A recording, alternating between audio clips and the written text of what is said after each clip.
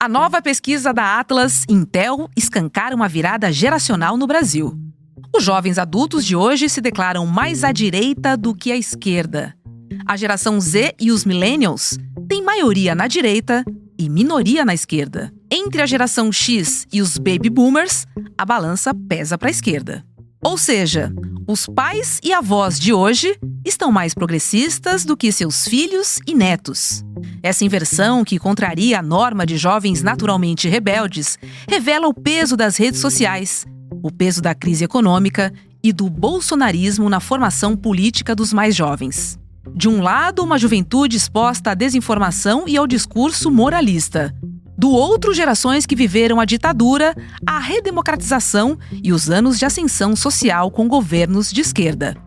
O resultado é um país em que a disputa ideológica também é um conflito entre memória e frustração. Sexta-feira, 5 de dezembro de 2025.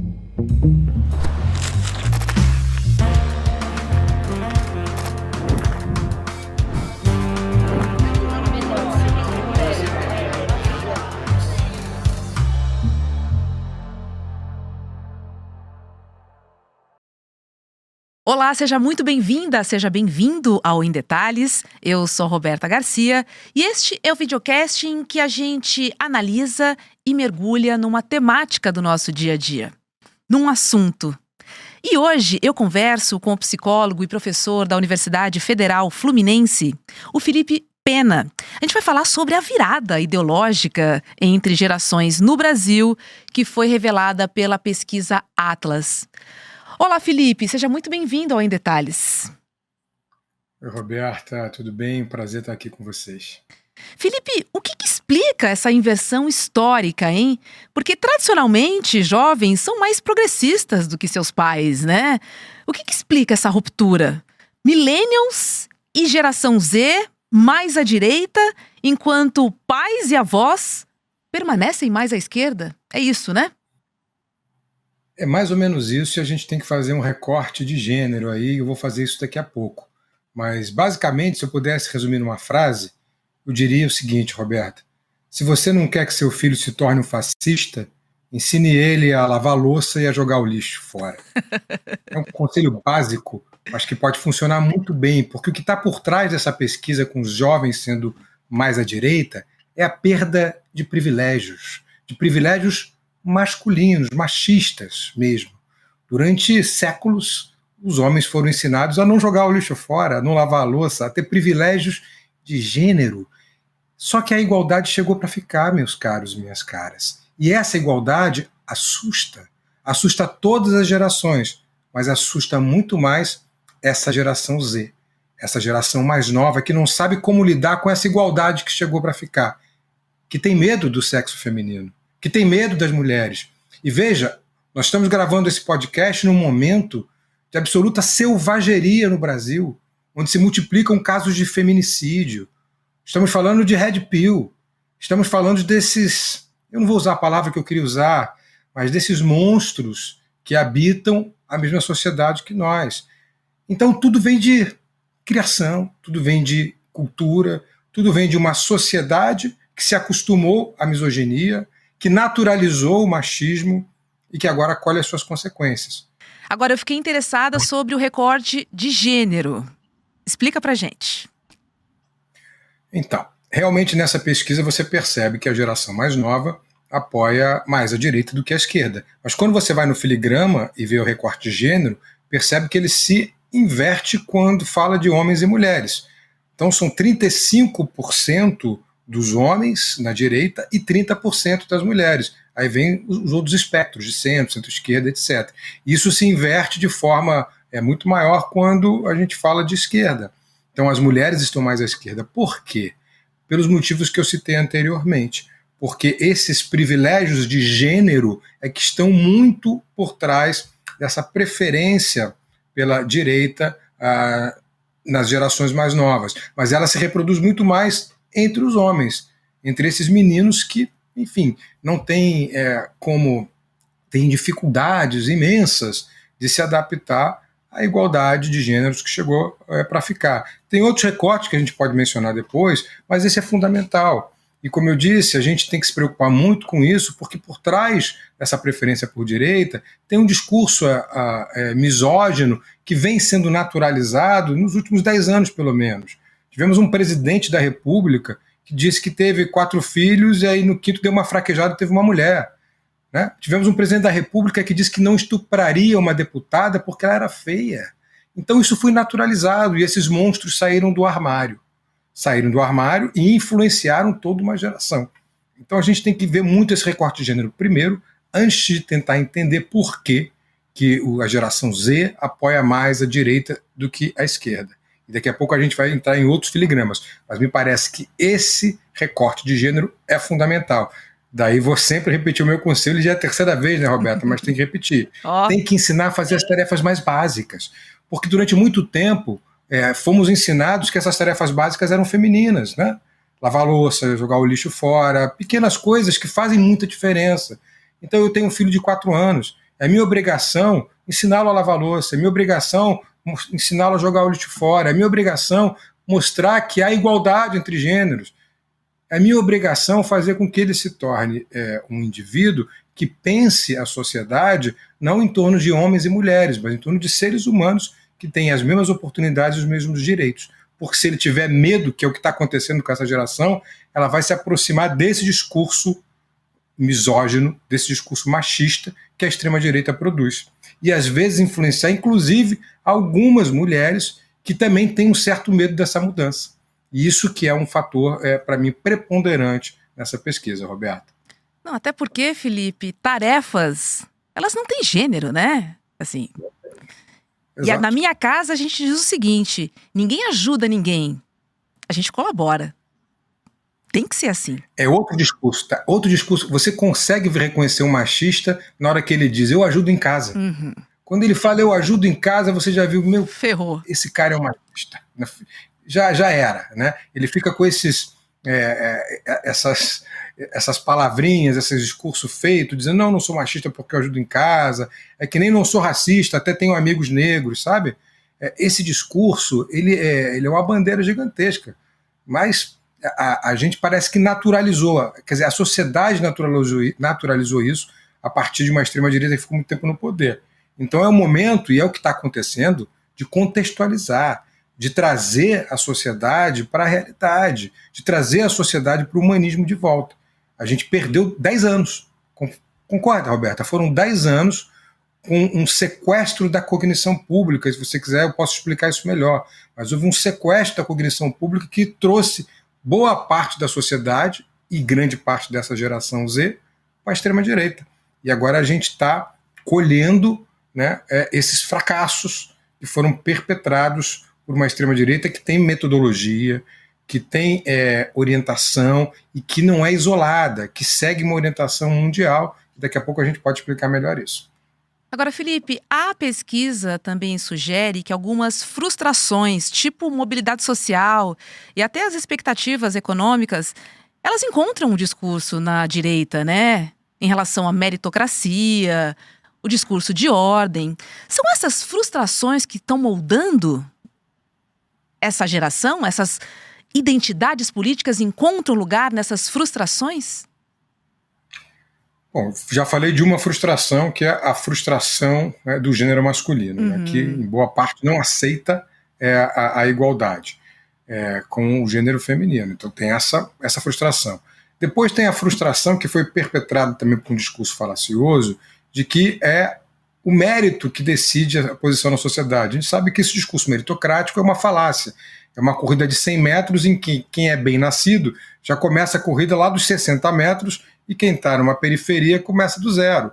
Então não existe meritocracia num país desigual. A desigualdade social inviabiliza qualquer tipo de meritocracia. Mas, de novo, durante pelo menos uma década, a última década no Brasil e no mundo, esse discurso foi perpetrado como verdade. Há uma metodologia na extrema-direita de vender esse discurso, tanto da meritocracia, quanto do mimimi e de outros, para tentar captar ou capitalizar um tipo de frustração que vai sendo inserida nessas gerações. Então, claro, né? Se tem um líder político que diz para você, olha, você não conseguiu chegar à universidade porque teve cotas para um negro, você não conseguiu chegar a diretor da sua empresa porque preferiram uma mulher que é politicamente correto, não porque ela tem competência. Quando esse discurso vai sendo perpetrado, a tendência é que essas frustrações sejam capitalizadas. Então, aquele menino que não chegou a determinado posto nunca vai achar que o problema está com ele. O problema, como diria o Sartre, sempre serão os outros, ou as outras. Aqueles que, para ele, são beneficiados, por exemplo, por programas sociais como Bolsa Família, por cotas em universidade. Eu sou professor universitário há 20 anos na Universidade Federal. Quando eu comecei, Roberta, não havia um negro em sala de aula. E hoje, ainda bem, a gente tem gente de todos os tipos na universidade, a gente tem de todas as classes, a gente tem uma mistura, a gente tem uma diversidade gigantesca. E é assim que deve ser um país tão diverso como o Brasil. Mas, claro, isso gera frustrações naqueles que acham que perderam privilégios. Então, se a gente tiver que dar um diagnóstico, é da perda de privilégios onde está esse diagnóstico. O Freud tinha uma expressão para isso, se você me permite. Chamava-se o narcisismo das pequenas diferenças. As pessoas passam a se identificar não por aquilo que elas são, mas sim por aquilo que elas acham que não são e que as difere dos outros. Eu explico. Então, o filho de uma empregada doméstica ou a filha de uma empregada doméstica que vai para a mesma universidade que a filha da patroa e do patrão, isso é inaceitável para aquele patrão. Porque, não pertence à mesma classe social que eu. Isso é o narcisismo das pequenas diferenças. Não se misturam, aquele filme, né? Os aeroportos, lembram quando se falava, viraram rodoviárias, agora todo mundo pode viajar. O ministro Paulo Guedes, ministro de Bolsonaro, dizia, as empregadas domésticas estão indo para a Disney.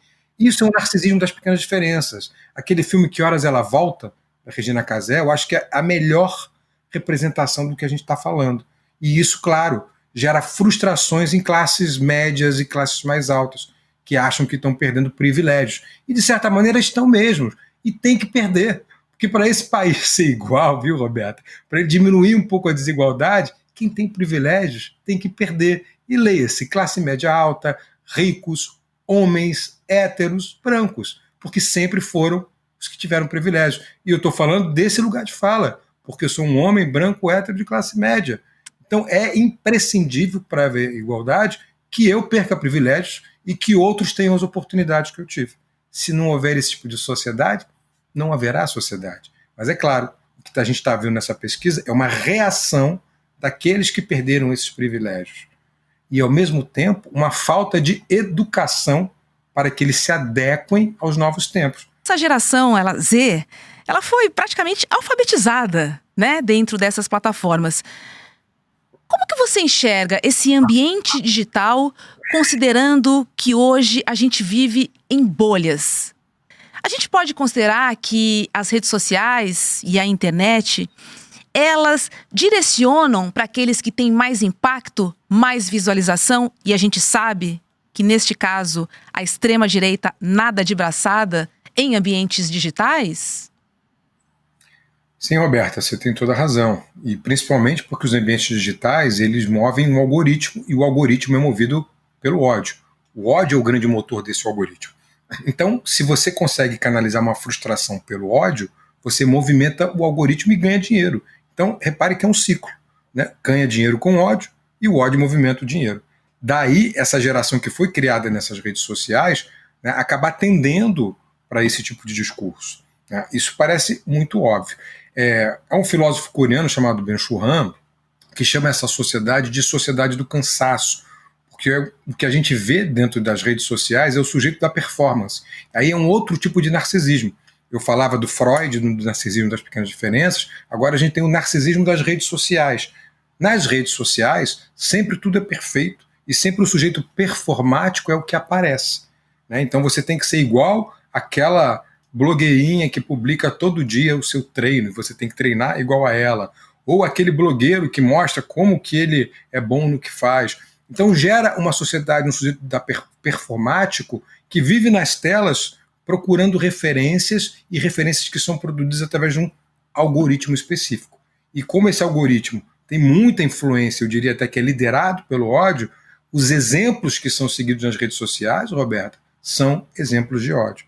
Daí também o aumento da misoginia, o aumento do racismo e, como consequência, uma valorização maior do discurso da extrema-direita, que explora esse ódio. Né? O Bolsonaro tem um discurso raivoso, Donald Trump tem um discurso raivoso, Erdogan tem um discurso raivoso, Viktor Orbán na Hungria tem um discurso raivoso, Milei na Argentina, todos seguem uma mesma estratégia. Né? Quando a gente chama de gado, não está muito errado não, porque quando um toca lá, a boiada vai toda. Né? O berrante é tocado e essa boiada vai para o mesmo lugar. Os discursos são muito parecidos e são difundidos pelas redes sociais, por esses algoritmos que foram dominados, como você disse, pela extrema-direita, que nada de braçada há muito tempo. Mas tem jeito de reverter isso. A gente aqui na universidade faz um trabalho de pesquisa tentando entender como isso funciona, entra nos grupos para ver como que, por exemplo, as fake news são produzidas e tenta produzir algumas estratégias como se fossem antídotos a essas fake news, a esse discurso, que passam por dois conceitos básicos, que são a linguagem e a velocidade. Se não houver a velocidade da resposta e a linguagem adequada, a extrema-direita vai continuar usando as redes sociais para, como você disse, nadar de braçada nesse discurso do ódio. Felipe, você acha que a direita hoje virou uma forma de rebeldia? Isso é o que eles querem parecer ser. Então isso se vende como rebeldia, Roberta. E isso é muito interessante, essa tua pergunta, é muito boa a tua pergunta, porque, veja, o nazismo era uma forma de rebeldia.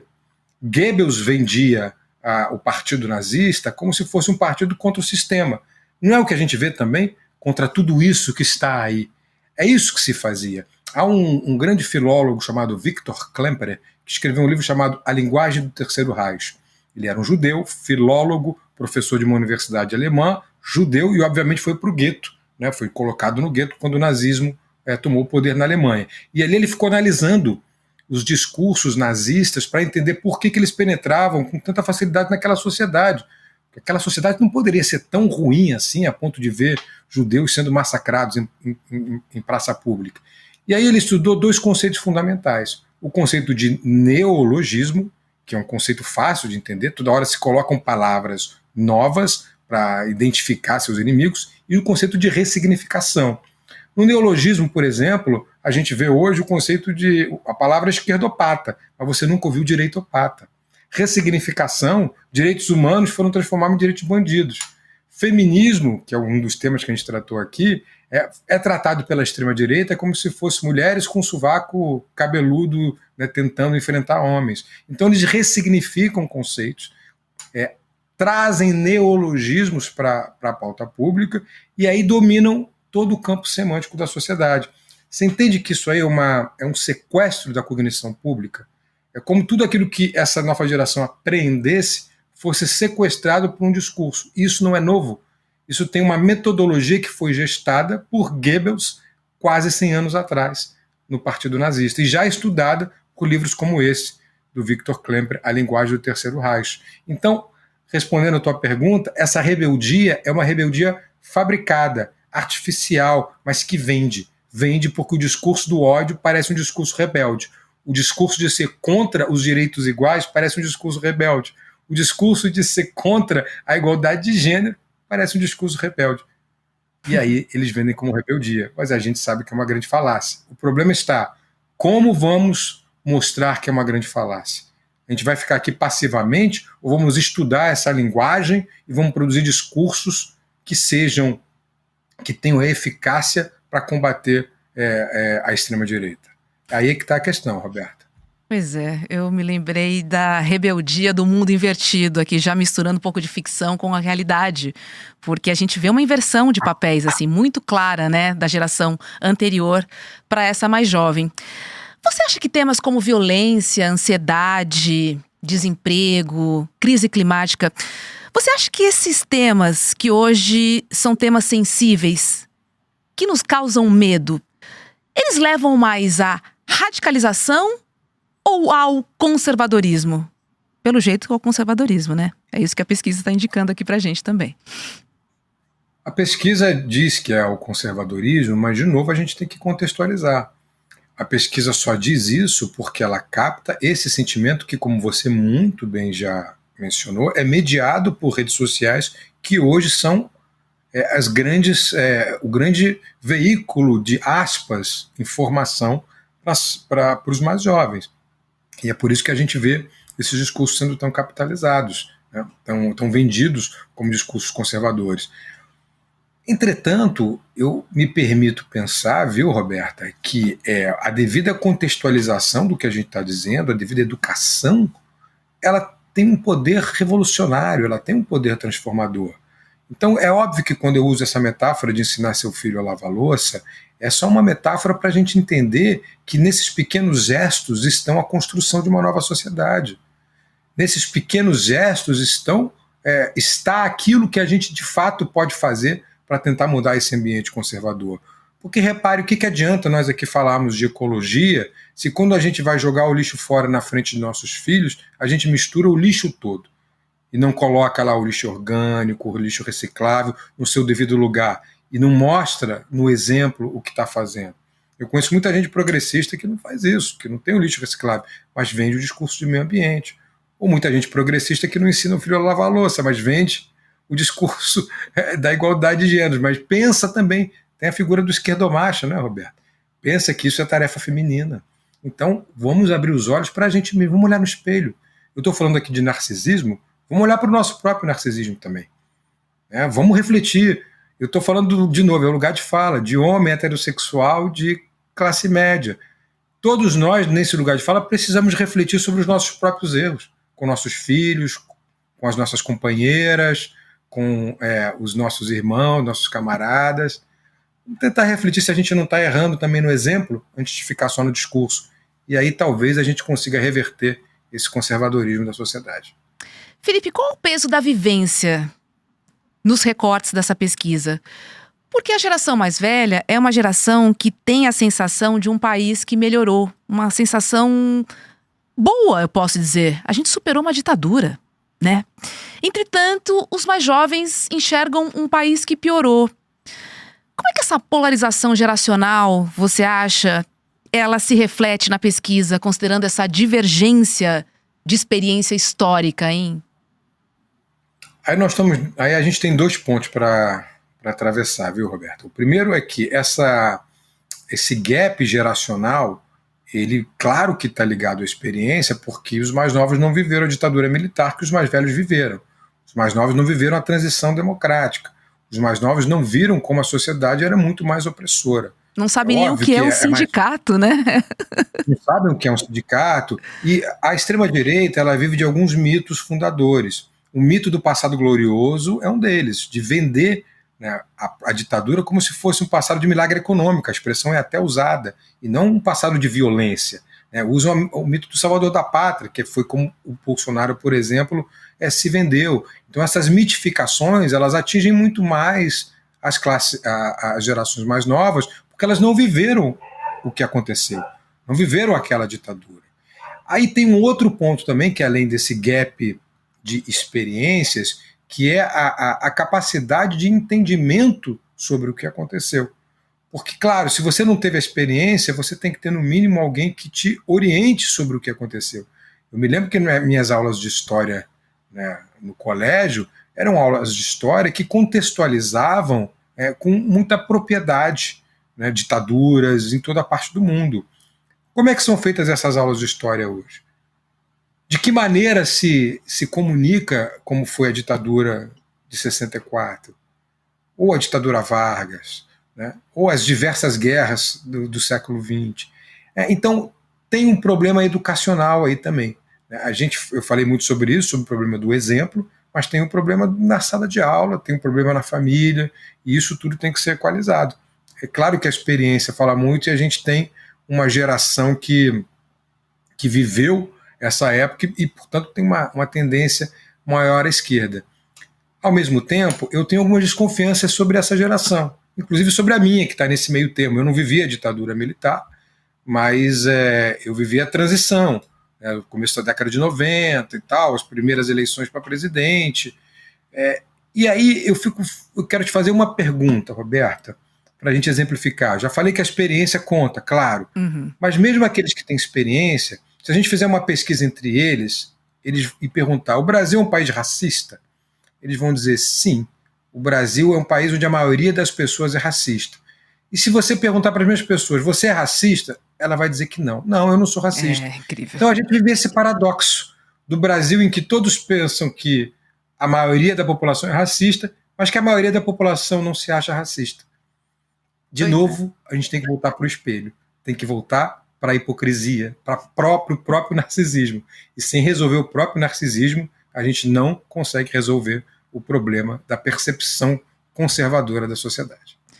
Agora, para fechar, Felipe, diante desse Brasil composto por gerações que não se reconhecem politicamente, apontando para frente, que tipo de mediação você acha que pode reconstruir esses diálogos entre avós, entre filhos, entre netos? Tem que ser uma mediação que não faça a condução coercitiva da cognição pública, que é muito fácil de fazer, Roberta. Eu vou te dar um exemplo de como é fácil de fazer. Se eu perguntar para você qual é o contrário de branco, você vai me dizer: é preto. Qual é o contrário de claro? Escuro. Qual é o contrário de verde? Não tem contrário, eu não sei qual é o contrário de verde. Tem, o contrário de verde é maduro.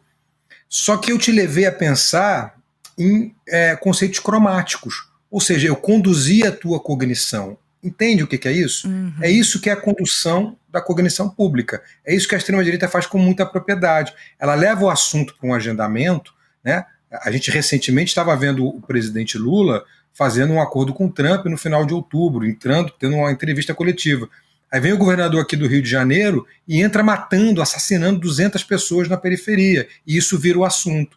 Conduz a cognição pública, né? Como se isso fosse resolver o problema da violência. É o verde. Não tem contrário? Tem. É maduro. Mas eu te levei a pensar em termos cromáticos. Então a direita leva a pensar em termos de violência como solução para a segurança pública. É isso que tem que ser combatido. Essa inversão cognitiva tem que ser feita. Eu sou semiólogo, sou psicólogo e semiólogo. Então a semiótica trabalha com isso, com os signos linguísticos, com a ressignificação.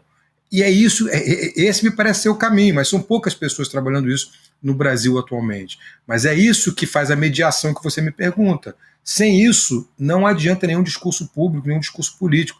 É a linguagem. Você lembra daquela frase do marqueteiro do Clinton, é a economia, estúpido?